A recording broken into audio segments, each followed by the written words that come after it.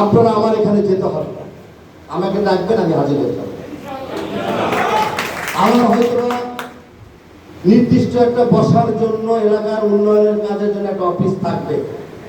আমি এটাও বলে গেলাম, কোন পিএস এর সাথে যোগাযোগ করে আমার কাছে যেতে হবে না। আমার পিএস কে ফোন দিলে সে হয়তো বিভিন্ন কারণে বিভিন্ন সময় অনৈতিক কাজ করে ফেলতেই পারে। আমার নাম্বার থাকবে, আমার অফিস থাকবে, অ্যাড্রেস থাকবে, আপনার সরাসরি আসবেন, এই ব্যাপারে কোনো বাধা নেই, কোনো বিভ্রান্তের কোনো কারণ নেই। আমি এই ঢাকা 15 এসেছি জনাব তারেক রহমানের নির্দেশে এসেছি।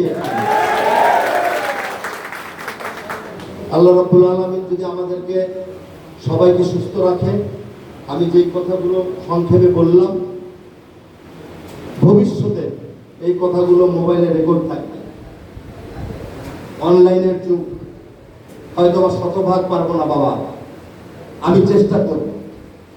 একদিন আমি 100% পারবো না, আমি শতভাগ একসাথে পারবো না। আমার চেষ্টা আছে কিনা সেদিকে আপনারা দেখবেন, মূল্যায়ন করবেন।